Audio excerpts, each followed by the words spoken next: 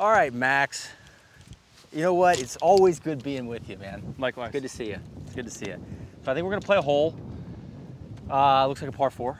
And I'd like to pick your brain a little bit about shot shaping and, while I try to beat you. Yeah. You know, how you do things. Yeah. Hey, I'm here for that. I feel like you're trying to distract me so you can beat me. No, not at all. Let me flip for it. Oh, it's you. That's me. All right. How you feeling? No warm up. No warm up, but listen, that's just part of the job.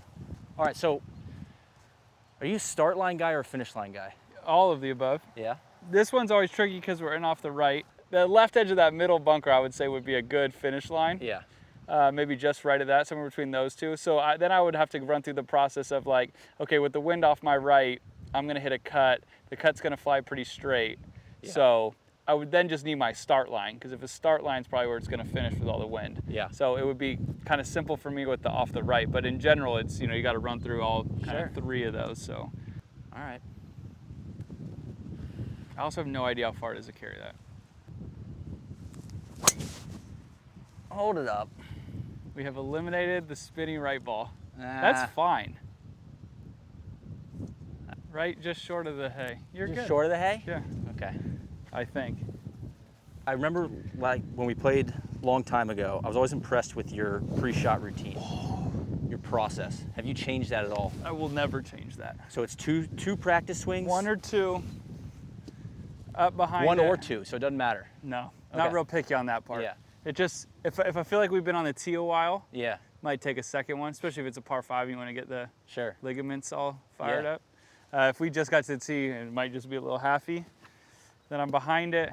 I'd pick my little intermediate spot out. And then I step in. And then hopefully hit it super straight and super far. Okay. We like that one. Still got it. That looked like that draw that Joe won't let you hit. That's what wind off the right helps me. It makes me look cool. So you're never changing that tee routine? I don't think so.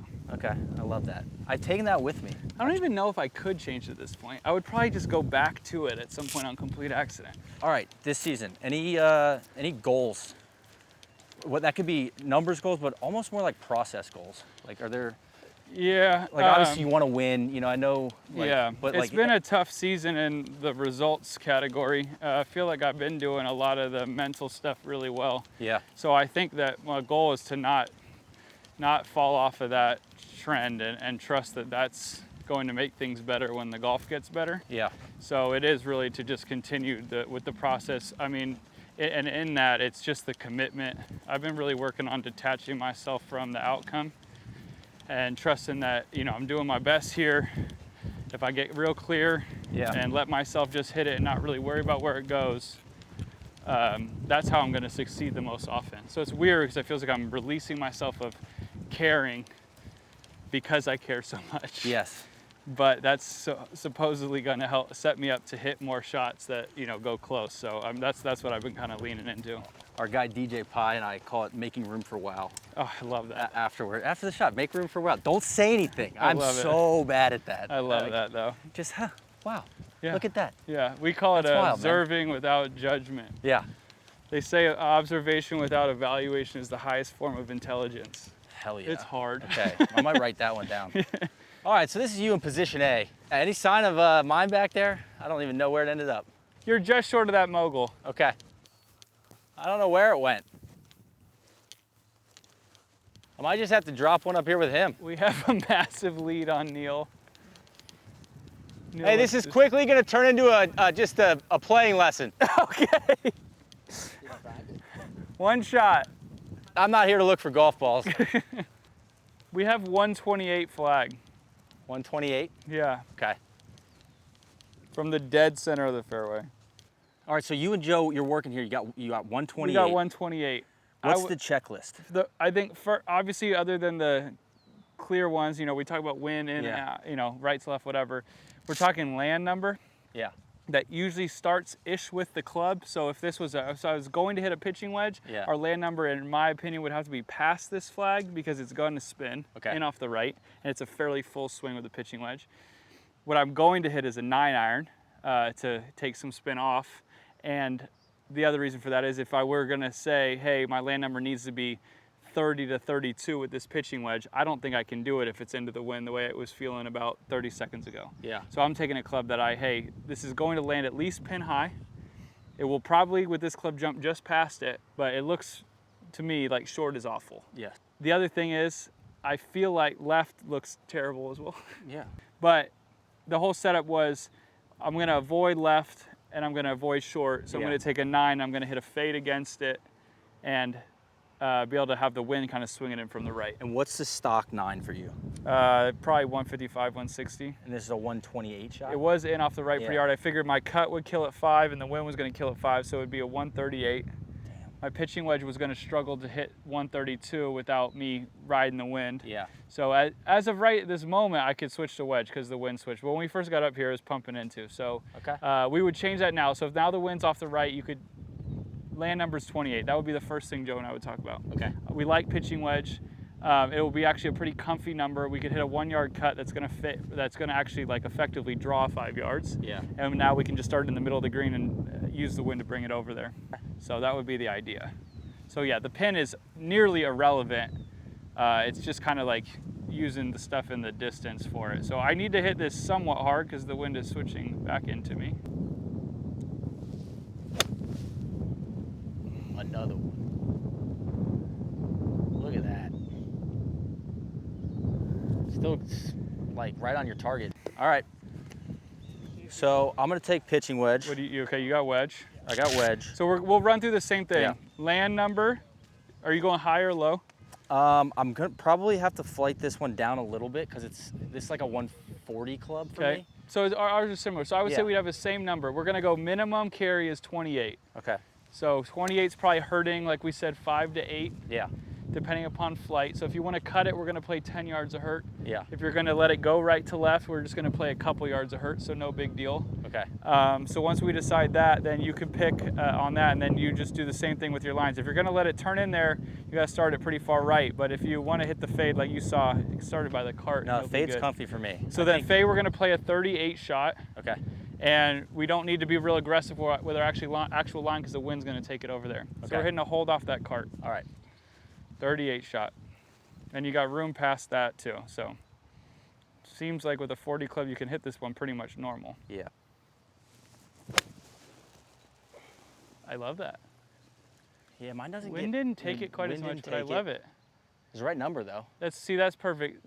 You have not missed that putt yet. You're acting like it's not good. I mean, we might make it. Yeah. But no, I mean, it's on the green and should be thrilled about that. Yeah. All right, that's good process. Yeah, good process. We're process based. All right, I've noticed since, I want to say like late, maybe early, since 2022, I feel like your strokes gained around the green, your chipping has gotten like really good. All the work, finally. So you feel, has that been a priority for you? Oh man, so chipping's my favorite thing to do at home, practice-wise. Yeah. It's fun, it's creative. I also think it's super... Have you always felt that way? Yeah, ever since college, we used to have a really cool short game facility, and all of us used to just do contests against each other all the time. So it's like my favorite thing to do. Never was a great chipper. Yeah. Had some good, I guess, stats. Bunkers was always all right. Good out of the rough, never good off the fairway. So fixed some technique stuff in the last couple of years, especially the back end of last year, and really found it. But yeah, it's been really fun to see that number go because it's just something I really enjoy doing, and I work at like a lot. Yeah. So felt good. What do you think, like what technique wise, what was the main?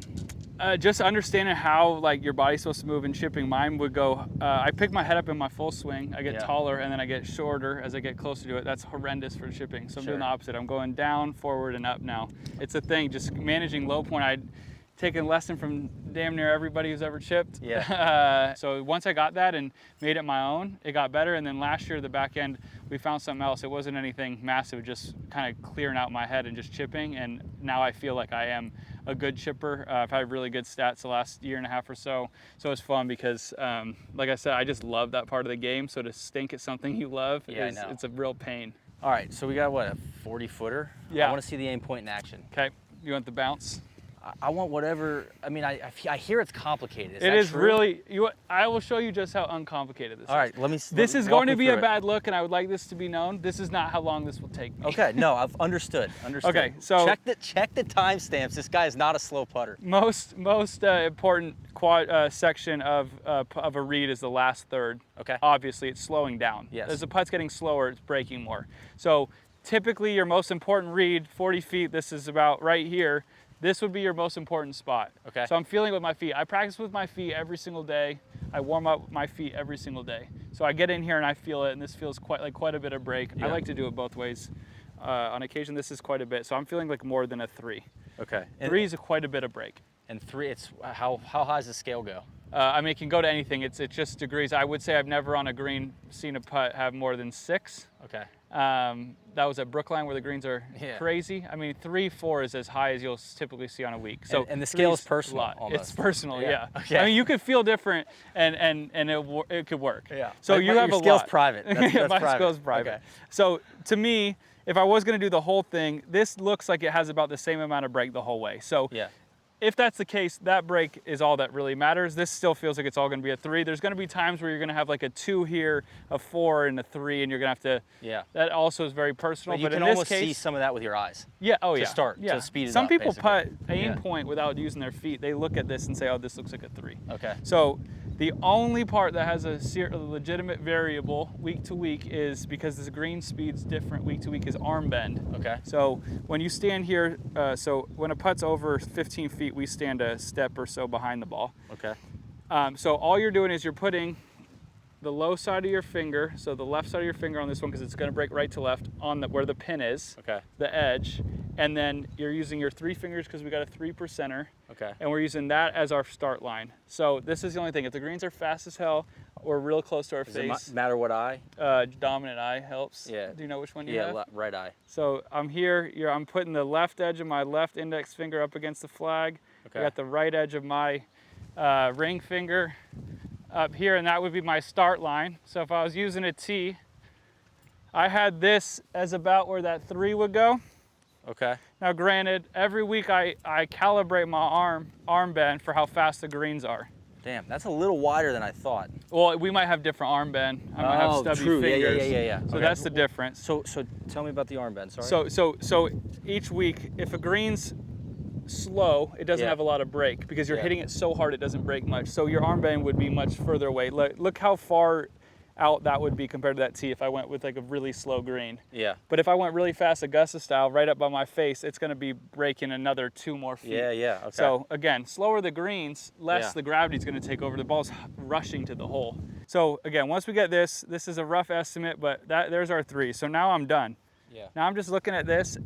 Once in a blue moon, I'll look at this and be like, that looks wrong, like Yeah. way wrong. Okay, I might adjust. So your eye tested it too. Yeah. Sometimes, but I really try my best not to use my eyes. Okay. Best I can, because they've lied to me much more than my feet have. So now I'm in here, all I'm doing is now aiming at that tee, and to me, I love AimPoint because everything to me looks like it's just a straight putt, Yeah. and then the gravity takes over. So now I'm just aiming right there and hitting it. So So you're not looking. Yeah. You are thinking I'm only on point that. equal distant to the hole. You're Yeah. not looking at the pinnacle of the No. break. And you like your target being far off, or are you picking something online? No, with no, that sorry. here? So then I'll stand back here just like I do with my hitting, where Yeah. I kind of look past it. Yeah. I get in here because I don't use a line. If you use a line, it wouldn't be bad, but I don't use a line, so I use this again. I pick it intermediate as close as I can to the ball, which is this yellow thing. Oh, okay. And I just aim to there. And then once I'm there, once I'm off that, Yeah. and I'm over it, and I've aimed to this little thing, And it's a straight this is putt. when I spend my time feeling Yeah. how far it is, feeling break, feeling like speed, feeling all those things. That's I basically am all into that until I get over and aim it, and then I try to do my absolute best to get just into how far the putt is. Okay. Let me see if I can execute. So I give myself some wiggle room, and we're taking 2 putts from here. Yeah. 100% taking it. We're just trying to get into the comfort Yeah, zone. we're trying to hit the best putt we can, and we want it to go in, but we're gonna give ourselves some freedom here to fail a little. So we want to be comfy. We want to just feel the putt now. Are you look at the whole guy? I typically do, yeah. I don't take Yeah. practice strokes, so I try to get real deep into Yeah. the line as I'm standing over it. Good putt. One time. Bro, now come How's on. you doing, business? All right, video's over. Let's go. Let's wrap it up. That was one take, baby. What a read. Come on now. It ain't hard, man. Oh, God. That's fun. That's fun, Max. Yeah, it's pretty awesome. Since I already won this match. Oh, no, this is It's even more all-time fun. concession for me. Oh, dude. You didn't even have to aim What point a that fun one. hole.